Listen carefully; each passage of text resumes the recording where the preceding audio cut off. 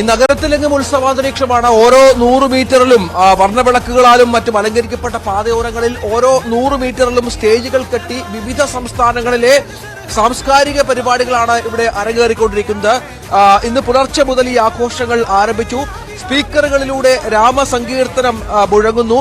ക്ഷേത്രം നിൽക്കുന്ന പഴയ അയോധ്യ നഗരപരിധിയിൽ താമസക്കാരെ അല്ലാതെ പുറത്തുനിന്നുള്ള ഒരു ഭക്തരെയും ഇന്ന് പ്രവേശിപ്പിക്കുന്നില്ല. പ്രാണപ്രതിഷ്ഠിതനും പാസ്സുള്ളവർക്കും മാധ്യമങ്ങൾക്കും ആ പ്രദേശത്ത് നിൽക്കാൻ മാത്രമാണ്.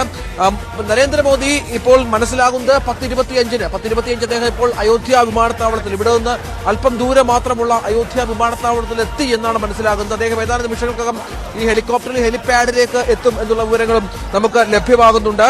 10:55 അദ്ദേഹം ക്ഷേത്രത്തിൽ എത്തുക എന്നുള്ള ഒരു കണക്ക് ഇപ്പോൾ നമുക്ക് നൽകാൻ സാധിക്കുകയുള്ളൂ. 10:05 മുതൽ 10:55 വരെയാണ് ക്ഷേത്രത്തിലെ പ്രാൺ പ്രതിഷ്ഠാ ചടങ്ങുകൾ.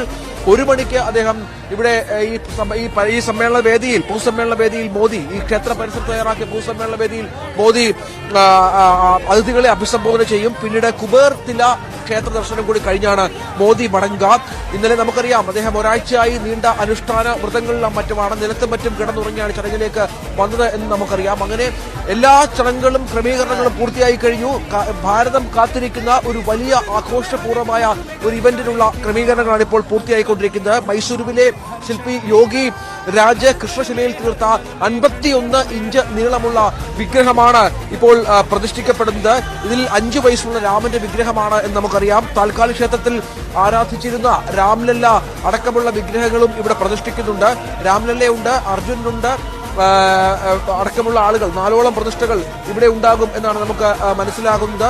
അങ്ങനെ എല്ലാ തയ്യാറെടുപ്പുകളും അതിന്റെ ഭാഗമായി പൂർത്തിയായി കഴിഞ്ഞു എന്നുള്ളതാണ് ഏറ്റവും പ്രധാനപ്പെട്ട വിവരം. ഇവിടെ ഞാൻ നിൽക്കുന്ന ഈ പ്രദേശം എന്ന് പറയുന്നത് വളരെ പ്രാധാന്യമുള്ള, അയോധ്യയെ സംബന്ധിച്ചിടത്തോളം വളരെ പ്രാധാന്യമുള്ള ഒരു സ്ഥലമാണ്. ഇവിടെ ജനലക്ഷങ്ങളാണ് ഇങ്ങോട്ടേക്ക് വന്നുകൊണ്ടിരിക്കുന്നത്. കാരണം നരേന്ദ്രമോദി ഇതുവഴി ഏതാനും നിമിഷങ്ങൾക്കകം കടന്നു പോകുമെന്നുള്ളൊരു വിശ്വാസത്തിലാണ്. പക്ഷെ അതിനുള്ള സാധ്യതകളൊക്കെ എത്രത്തോളം ഉണ്ടെന്നുള്ളത് കാത്തിരുന്ന് കാണണം. അദ്ദേഹം സരയൂ നദിക്കരയിൽ എത്തുമെന്നും അവിടെ എല്ലാ സംവിധാനങ്ങളും സജ്ജമാണ്, അങ്ങോട്ടേക്കും നമുക്ക് പ്രവേശനമില്ല. സരയൂ നദിക്കരയിലേക്ക് എത്തുമെന്നും അവിടെ അദ്ദേഹം സ്നാനം നടത്തുമെന്നും തുടർന്ന് നടന്ന് ക്ഷേത്രത്തിലേക്ക് പോകുമെന്നും ഒക്കെയുള്ള ചില കാര്യങ്ങൾ പ്രചരിക്കുന്നുണ്ട്. എങ്കിൽ പോലും അതിലൊന്നും വ്യക്തതയില്ല. ഇതൊക്കെ വളരെ അതീവ സുരക്ഷിതത്തോടു കൂടി കൈകാര്യം ചെയ്യുന്ന ഒരു സംഗതി ആയതുകൊണ്ട് നമുക്ക് അതിനെക്കുറിച്ചൊരു വ്യക്തത വന്നിട്ടില്ല. ഏതായാലും നമുക്കറിയാവുന്നതുപോലെ പ്രധാനമന്ത്രി നരേന്ദ്രമോദി, മുഖ്യമന്ത്രി യോഗി ആദിത്യനാഥ്, RSS അധ്യക്ഷൻ മോഹൻ ഭാഗവത്, ക്ഷേത്ര ട്രസ്റ്റ് ചെയർമാൻ മഹന്ത് നൃത്യ ഗോപാൽ ദാസ്, ഒപ്പം RSS അധ്യക്ഷൻ ഗവർണർ ആനന്ദിബെൻ പട്ടേൽ തുടങ്ങിയവർക്ക് മാത്രമാണ് ശ്രീകോവിൽ ഉണ്ടാവുക. കാശിയിലെ പുരോഹിതൻ ലക്ഷ്മികാന്ത് ദീക്ഷിത് ഈ ചടങ്ങുകൾക്ക് മുഖ്യ കാർമ്മികത്വം വഹിക്കുമെന്നുള്ള കാര്യവും അറിയാം. മൈസൂരുവിലെ ശില്പി തീർത്ത ഈ വിഗ്രഹം അത് കഴിഞ്ഞ 3 ദിവസം മുമ്പ് ശ്രീകോവിൽ എത്തിച്ചിരുന്നു. ഇതുമായി ബന്ധപ്പെട്ട പൂജകൾ ആരംഭിച്ചിരുന്നു. ഇന്നും വിശേഷാൽ പൂജകളുണ്ട്. അത് 11:30 മണിക്ക് ആരംഭിക്കുമെന്നുള്ളതാണ്. അവസാനവട്ട പൂജകളാണ്. പ്രധാനമന്ത്രിക്ക് 2 കർത്തവ്യങ്ങളുണ്ട്. ഒന്ന്, ഈ കെട്ട് അഴിച്ചു മാറ്റുക എന്നുള്ളത് പ്രധാനമാണ്. ഈ രാമന്റെ ഈ വിഗ്രഹത്തിൽ കണ്ണ് കെട്ടിയാണ് രാമന്റെ വിഗ്രഹം ഇവിടെ പ്രതിഷ്ഠിച്ചിരിക്കുന്നത്. അവിടെ ആ കെട്ട് അഴിച്ചു മാറ്റുന്ന ഒരു ചുമതല വഹിക്കുന്നത് പ്രധാനമന്ത്രിയാണ്. മറ്റൊന്ന്, കണ്ണെഴുതുക എന്ന വിശിഷ്ടമായ ഒരു ചടങ്ങുണ്ട്. അതും പ്രധാനമന്ത്രിയാണ് നിർവഹിക്കുന്നത്.